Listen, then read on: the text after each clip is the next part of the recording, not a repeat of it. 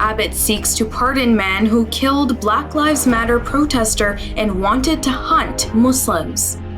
Suicides in United States increased in 2021 during the pandemic, according to a CDC report. Families of police brutality victims gather to find solutions.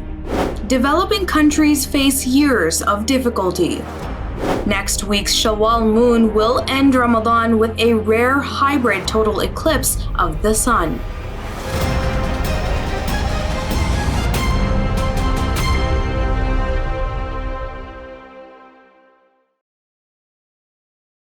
From Toronto studios, this is the Muslim News on Muslim Network TV. Assalamu alaikum, I'm Saamiyah Syed. Our top story tonight, Texas Governor Greg Abbott is seeking to pardon a man convicted last week of fatally shooting a protester at a Black Lives Matter rally. Abbott put the request to the Texas Pardons Board. Newly unsealed documents show that the Army sergeant talked about killing people and shared racist comments on social media, the Houston Chronicle reports. Daniel Perry, a white man, was convicted last Friday in the July 2020 shooting death of Garrett Foster, who was also white, at a racial justice rally. Foster, an unarmed Air Force veteran, was participating in a Black Lives Matter protest in Austin held in the wake of the murder of George Floyd, a Black man, at the hands of a white Minneapolis police officer. Perry wrote in a 2019 message that it was too bad we can't get paid for hunting Muslims in Europe, the Chronicle reports. Abbott drew widespread condemnation from legal experts after he said Saturday that he is working as swiftly as the law allows to pardon Perry. Literacy and civil liberty defenders are excoriating Republican lawmakers in Missouri. This is after they gave final approval to a budget that would completely defund the state's public libraries and other essential services this week. Missouri's $45.6 billion state budget cut $4.5 million allocated for public libraries. The final package approved Tuesday cuts all government support for diversity initiatives, childcare, and pre-kindergarten programs, Heartland Signal reports. State Representative Cody Smith, who heads the House Budget Committee, proposed ending library funding after the ACLU of Missouri filed a lawsuit earlier this year. The suit was filed on behalf of the Missouri Association of School Librarians and the Missouri Library Association. It challenges a bill barring educators from providing sexually explicit material to students. Missouri schools have banned more than 300 books since the law went into effect, Riverfront Times reports. These include works of Leonardo da Vinci and Michelangelo, graphic novel adaptations of Shakespeare and Mark Twain, the Gettysburg Address, and Pulitzer Prize-winning graphic novel Mouse. But as the Missouri Senate takes up the House-approved budget, there are signs public library funding could be saved. Republican Senator Lincoln Huff, the body's chief budget writer, has said he plans to restore the $4.5 million in the upper chamber's version of the legislation. Jack Teixeira is facing 2 charges for allegedly posting classified documents online. The member of the U.S. Air National Guard is suspected of leaking classified Pentagon documents. He is scheduled for a detention hearing on Wednesday and will remain held until then. Teixeira did not enter a formal plea. U.S. law enforcement officers took him into custody Thursday. The United States national suicide rate has increased in 2021 during the second year of the COVID-19 pandemic, according to figures released Wednesday. The report by the Centers for Disease Control and Prevention said more than 48,000 people died by suicide, indicating a 4.7% increase from the previous year. The number was more than 47,000 in 2019 and more than 45,000 in 2020. The figure in 2021 was the highest recorded since 2018, when more than 48,000 Americans died by suicide.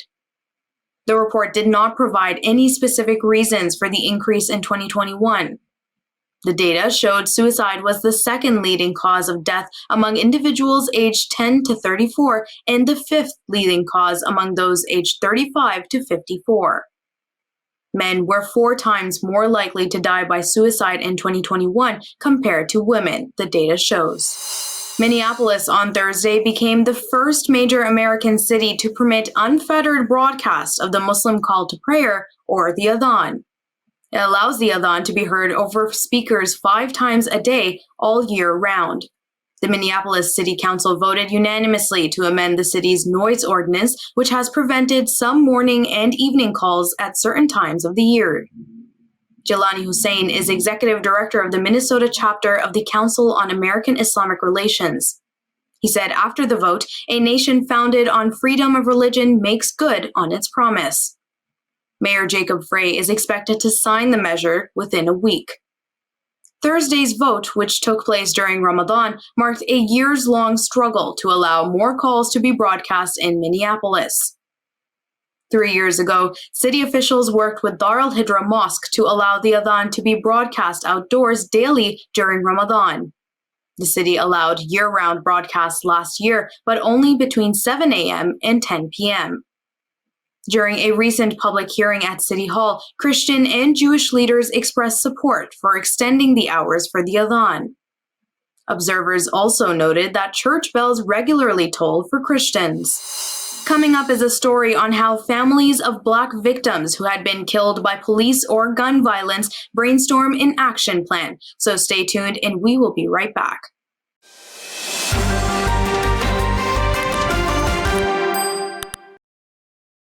Assalamu alaikum and Ramadan Mubarak.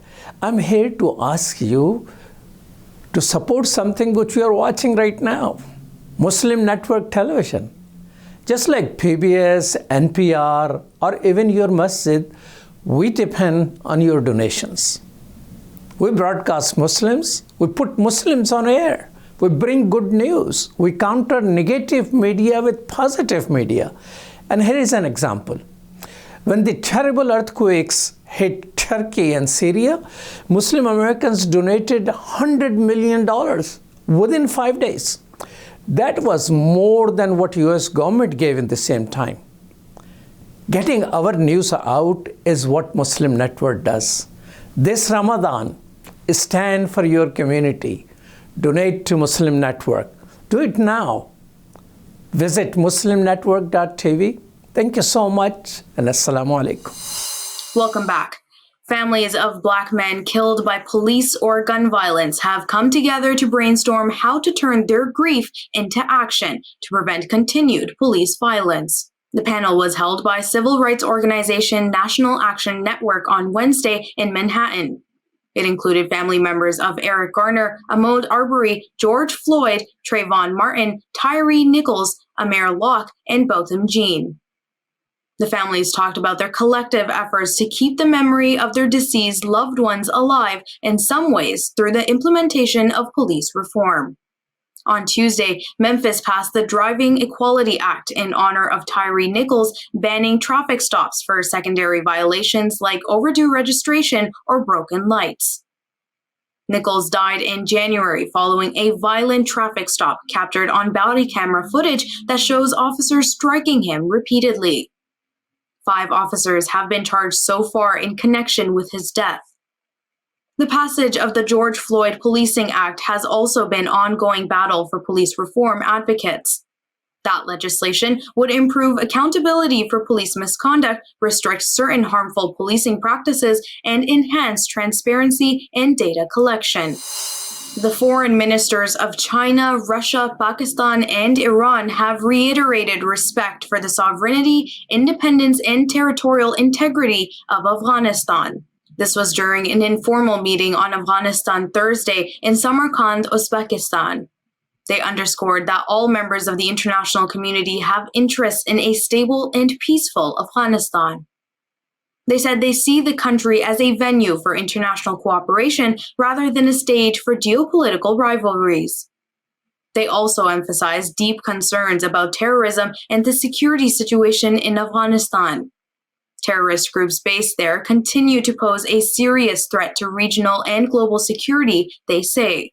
They urged it to take a more visible and verifiable measures to uphold its commitments on counterterrorism, dismantling and eliminating all terrorist groups from Afghan soil. The United Nations Trade and Development Conference is warning that developing countries face years of difficulty as the global economy slows.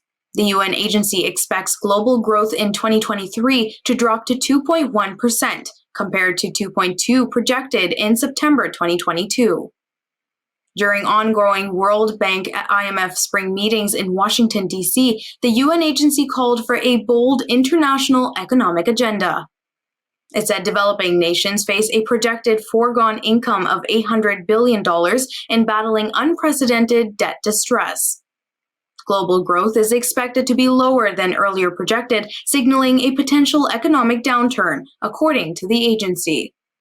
Declining energy costs lead to lower inflation, but elevated food prices maintain a high cost of living in many developing countries.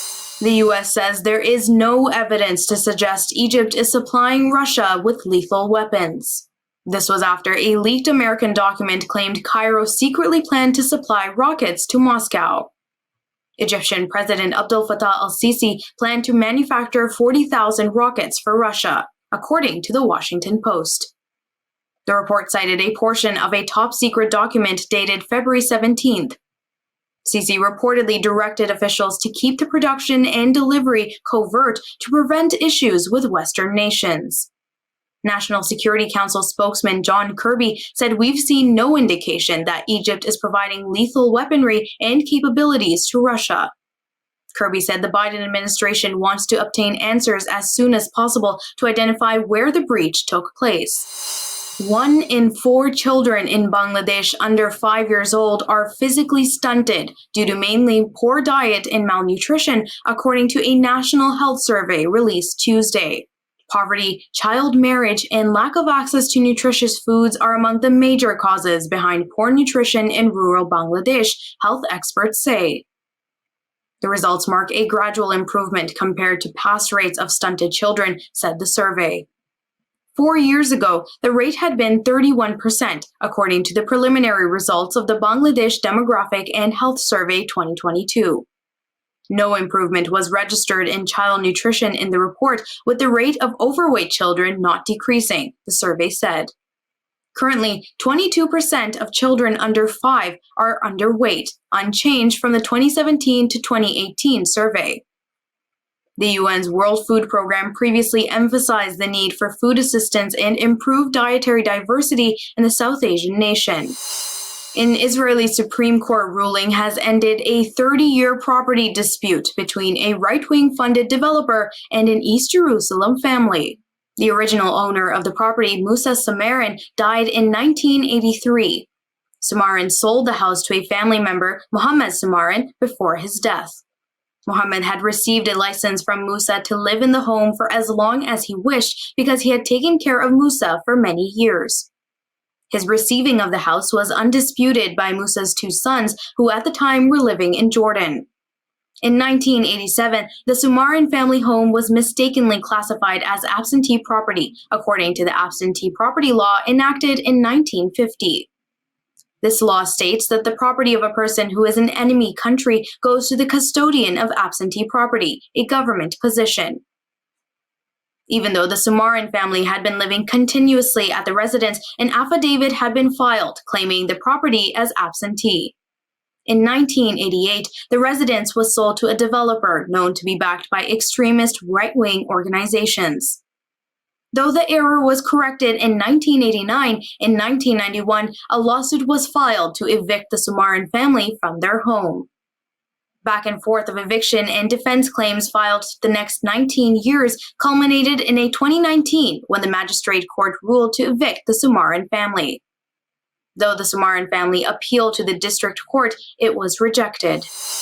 The month-long dawn to sunset fasting of Ramadan ends either Thursday, April 20th or Friday, April 21st, signaling the beginning of the Eid al-Fitr celebration. The exact dates of months in the Islamic calendar are tied to the movements of the moon. The first sighting of the new moon triggers the end of Ramadan and the start of the 3-day feasting festival of Eid al-Fitr, the festival of breaking the fast. However, this particular new moon, occurring on April 20th, is special because it also causes a hybrid total solar eclipse in the southern hemisphere. Muslims call this auspicious crescent moon the Shawwal moon because it occurs in the 10th month of the Islamic lunar calendar. The Shawwal moon can come just a few hours after the astronomical new moon. It's called a hybrid solar eclipse because it changes from annular, a ring of fire where the moon appears smaller than the sun, to a total, where the moon appears slightly larger, blocking out all of the sun's light. Before we end today, I would like to extend a very special request. It takes about 55 hours of work per day to produce this news segment for you. It brings news with a unique perspective, and you can find it only on here, on Muslim Network TV. Sound Vision is the not-for-profit organization which produces it. And just like PBS and NPR, we depend on your donations. Please visit muslimnetwork.tv to donate now, or click the link below to donate. And that's all from our Toronto studios tonight. Thank you for tuning in. You can subscribe to our YouTube channel and hit the bell icon for the latest updates. For more content, keep watching Muslim Network TV or visit muslimnetwork.tv. Assalamu alaikum and good night.